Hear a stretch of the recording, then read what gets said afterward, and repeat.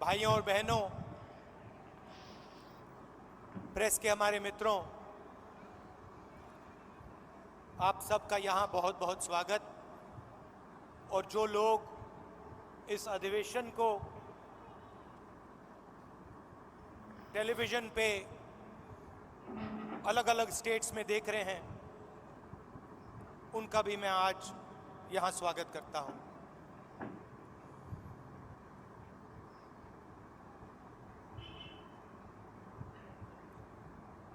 चार महीने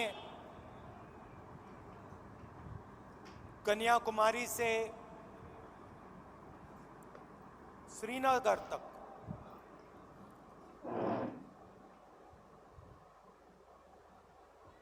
भारत जोड़ो यात्रा हमने की।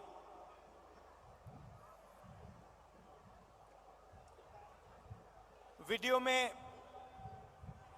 आपने मेरा चेहरा देखा, मगर हमारे साथ लाखों लोग चले थे। हर स्टेट में चले, बारिश में, गर्मी में, बर्फ में, एक साथ हम सब चले।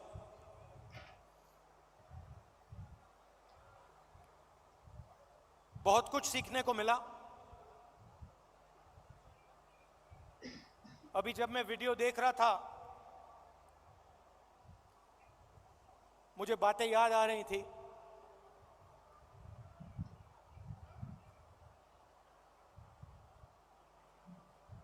वीडियो में आपने देखा होगा, पंजाब में एक मैकेनिक आकर मुझसे मिला।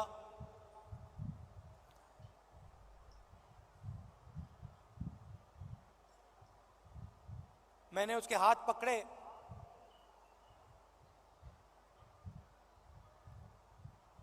और सालों की जो तपस्या थी उसकी, सालों का जो दर्द था, जो खुशी, जो दुख, जैसे ही मैंने उसके हाथ पकड़े,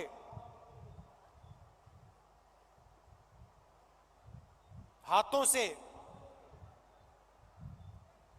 मैंने बात पहचानी।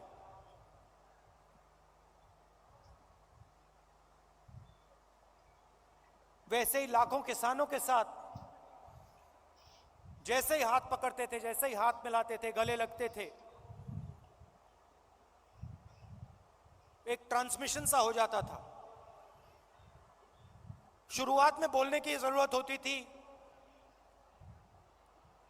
क्या करते हो, कितने बच्चे हैं,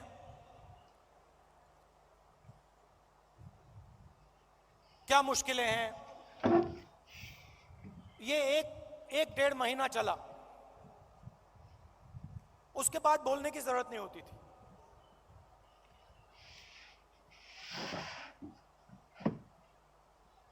जैसे ही हाथ पकड़ा,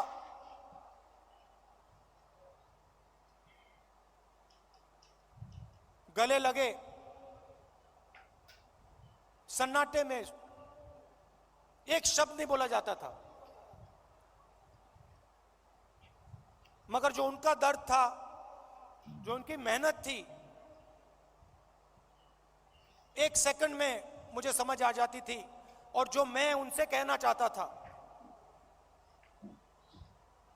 बिना कुछ बोले वो समझ जाते थे। अभी मैंने देखा, आपने वो बोट रेस देखी होगी केरल में।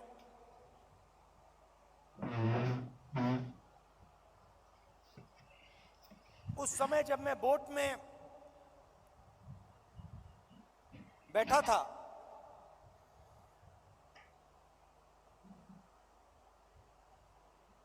पूरी टीम के साथ मैं रोइंग कर रहा था, मेरे पैर में भयंकर दर्द था। मैं उस फोटो में मुस्कुरा रहा हूं, मगर मेरे दिल के अंदर रोना आ रहा था, इतना दर्द था।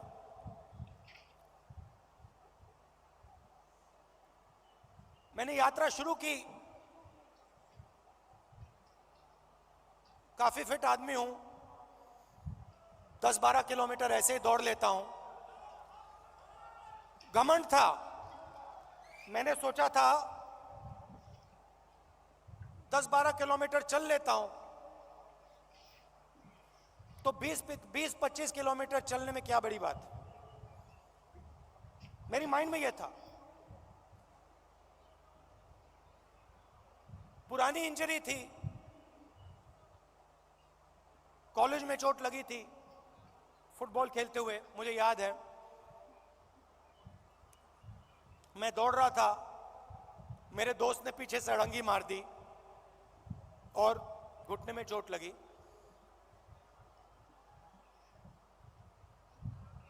दर्द गायब हो गया था, सालों के लिए दर्द गायब था। और अचानक जैसे ही मैंने यात्रा शुरू की, दर्द वापस आ गया।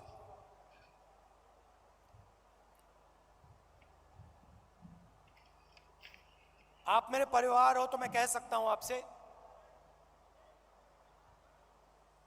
सुबह उठता था, सोचता था कैसे चला जाए, और फिर उसके बाद सोचता था कि भाई 25 किलोमीटर नहीं, 3500 चलने, केरला की बात है, 3500 किलोमीटर चलने हैं, कैसे चलूंगा।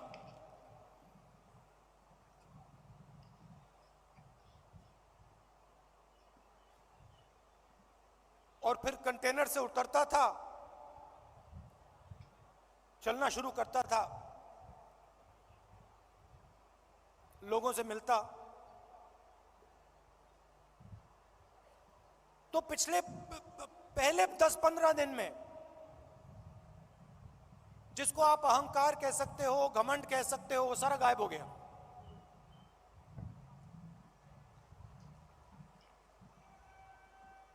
क्यों गायब हुआ?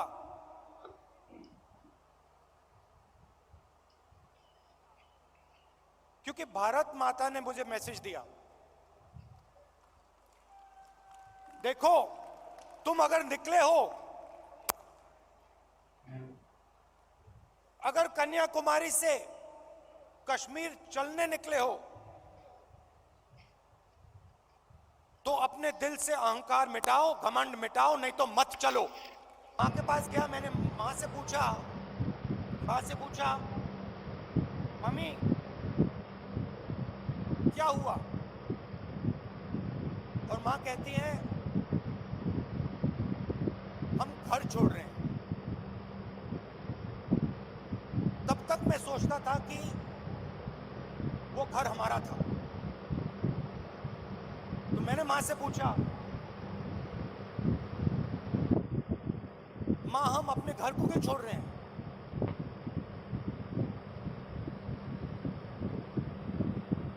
और पहली बार मां ने मुझे बताया कि राहुल ये हमारा घर नहीं है, ये सरकार का घर है, और अब हमें यहां से जाना है।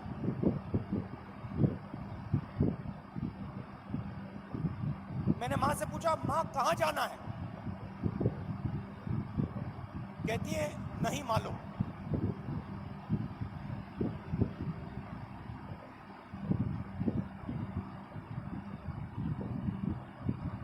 नहीं मालूम कहां जाना है।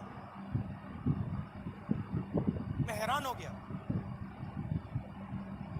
मैंने सोचा था कि वो हमारा घर था।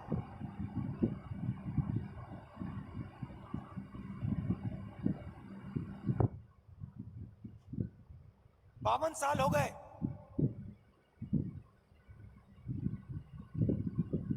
मेरे पास घर नहीं है, आज तक घर नहीं है। और हमारे परिवार का जो घर है वो इलाहाबाद में है, वो भी हमारा घर नहीं है। तो जो घर होता है उसके साथ मेरा बड़ा अजीब सा रिश्ता है। मैं 12 तुगलक लेन में रहता हूं, मगर मेरे लिए वो घर नहीं।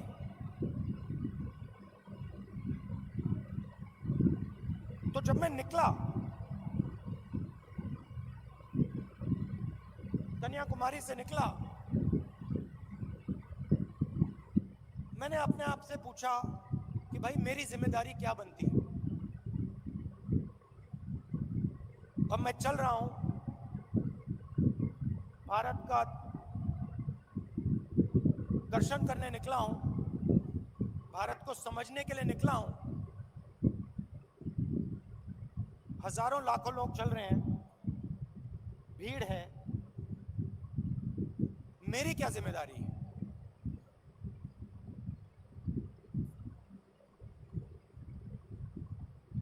मैंने थोड़ी देर सोचा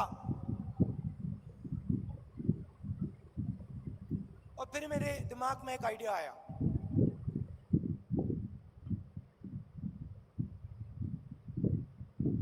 मेरे ऑफिस के लोगों को मैंने बुलाया जो मेरे साथ थे, मेरे साथ चल रहे थे। मैंने उनको कहा, देखिए यहां पे हजारों लोग चल रहे हैं, धक्का लगेगा, लोगों को चोट लगेगी, बहुत भीड़ है। हमें एक काम करना है, मेरे साइड में, मेरे सामने 20-25 फुट आगे, इस तरफ 20-25 फुट, इस तरफ 20-25 फुट, ये जो जगह है, ये जो खाली जगह है जिसमें हिंदुस्तान के लोग आएंगे, हमसे मिलने आएंगे,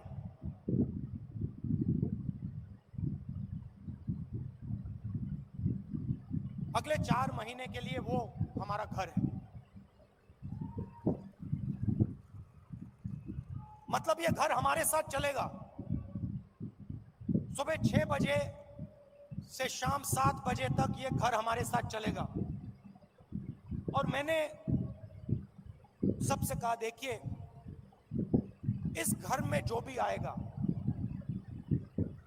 अमीर हो गरीब हो,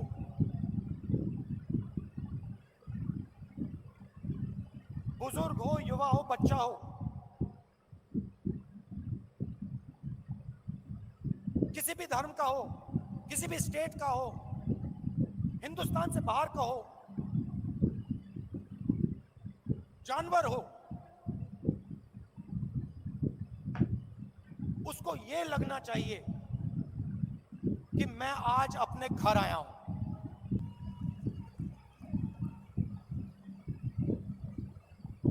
और जब वो यहां से जाए, उसे लगना चाहिए कि मैं अपने घर को छोड़ के जा रहा हूं। छोटा सा आइडिया था, मगर इसकी गहराई मुझे तब नहीं समझ आई। जैसे ही मैंने ये किया,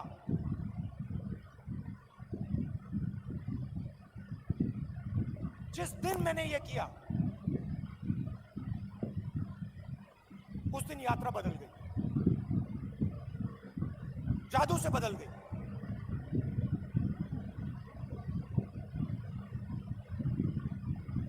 लोग मेरे साथ राजनीतिक बात नहीं कर रहे थे।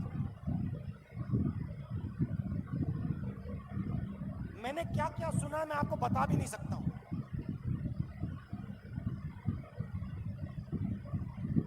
हिंदुस्तान की महिलाओं ने मुझे क्या कहा है इस देश के बारे में, मैं आपको बता नहीं सकता हूं।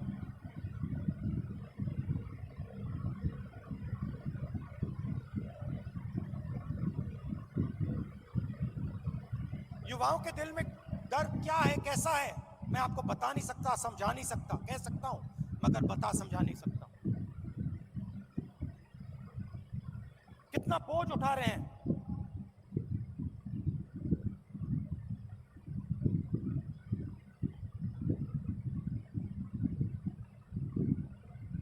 तो बिल्कुल रिश्ता बदल गया। एक उदाहरण देता हूं, पता नहीं आपने शायद नहीं देखा। चल रहे थे हम सुबह सुबह,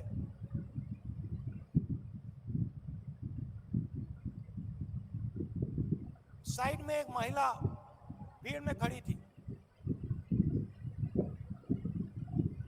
झिझक के उसने ऐसे किया मुझे। जैसे ही मैंने देखा, मैंने उसको बुलाया। मुझे बात अजीब सी लगी।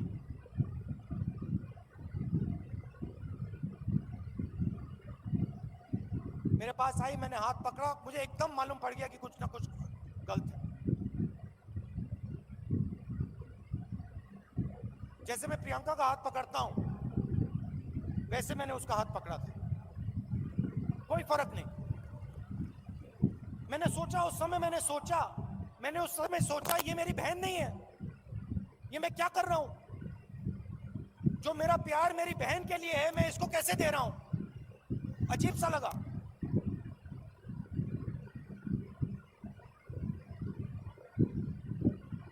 मुझे मेरा हाथ पकड़ती है, कहती है, राहुल, राहुल जी, भैया,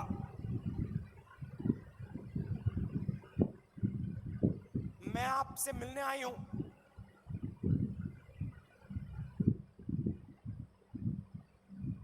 क्या बात है? मेरा पति मुझे मार रहा है, पीट रहा है।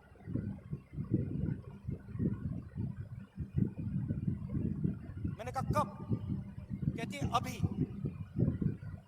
अभी वो मुझे मार रहा था। मैं घर से भागी हूं आपसे मिलने। तो मैंने कहा कि पुलिस को बुलाएं। कहती है नहीं नहीं नहीं, पुलिस को नहीं बुलाइए।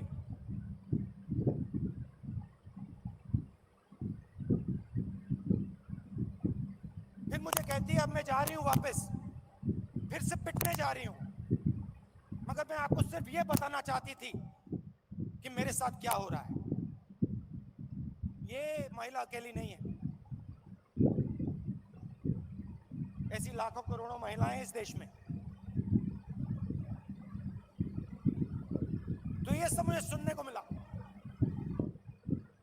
और इस घर को हम आस्ते आस्ते आस्ते जम्मू कश्मीर तक ले गए।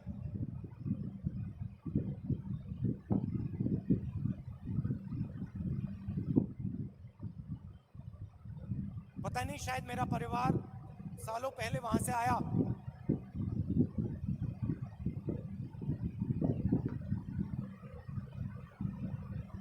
मैंने सोचा कि अजीब सी बात है, कन्याकुमारी से कश्मीर तक मैं ये इस छोटे से घर को ले जा रहा हूं, और यहां मुझे लग रहा है कि मैं वापस अपने घर जा रहा हूं।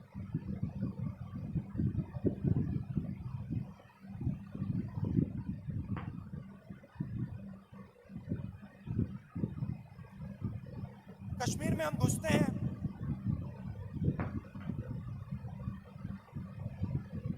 वैली से पहले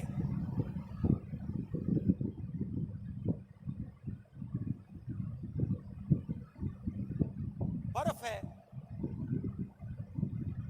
धूप है,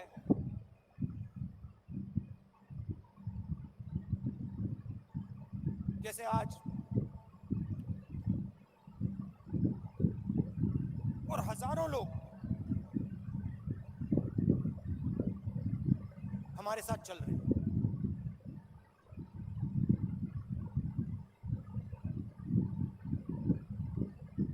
एक लड़का आता है मेरे पास, मेरे साथ चलता है और मुझसे कहता है, राहुल जी, मैं आपसे एक सवाल पूछना चाहता हूं। मैंने कहा क्या? कहता है, राहुल जी, जब कश्मीर के लोगों को दुख होता है, जब हमारे दिल में चोट लगती है,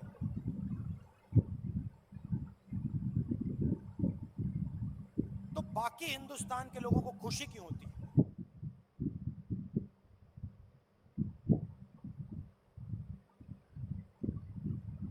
मैंने कहा गलतफहमी में हो, ऐसी कोई बात नहीं है। मैं कन्याकुमारी से यहां तक आया हूं। मैं दावा देके कह सकता हूं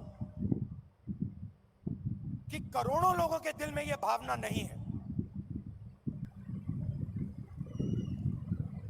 करोड़ों लोग हर हिंदुस्तानी के दर्द के साथ, हर हिंदुस्तानी के साथ खड़े हैं। चुने हुए लोग हैं, मैंने कहा चुने हुए लोग हैं जो खुश होते हैं।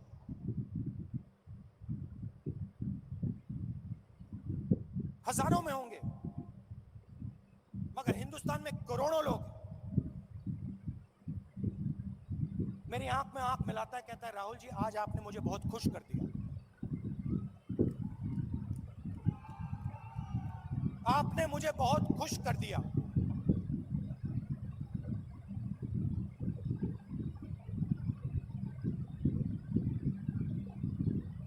बातचीत करते हुए मैं देख रहा था चारों ओर तिरंगा, सड़क पे तिरंगा, पहाड़ों पे तिरंगा, पीछे तिरंगा, आगे तिरंगा, सब जगह तिरंगा।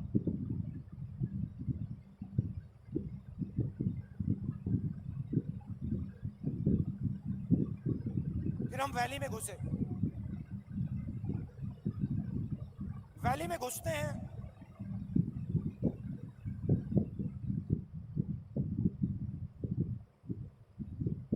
बादल छा जाते हैं,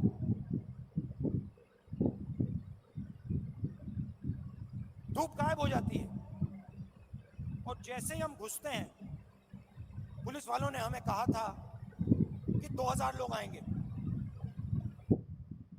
मेरे सिक्योरिटी वालों ने सोचा था 2000 लोग आएंगे। जैसे ही हम घुसते हैं वहां पे 40,000 लोग खड़े।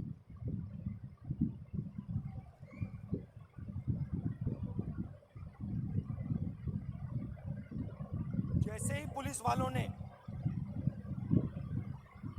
40,000 लोगों को देखा, रस्सी छोड़ के भाग गए। हम देख रहे हैं जिसको रोप पार्टी कहते हैं वो सब गायब हो गई।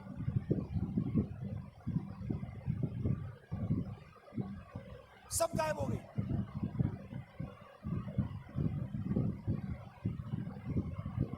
मैं देख रहा था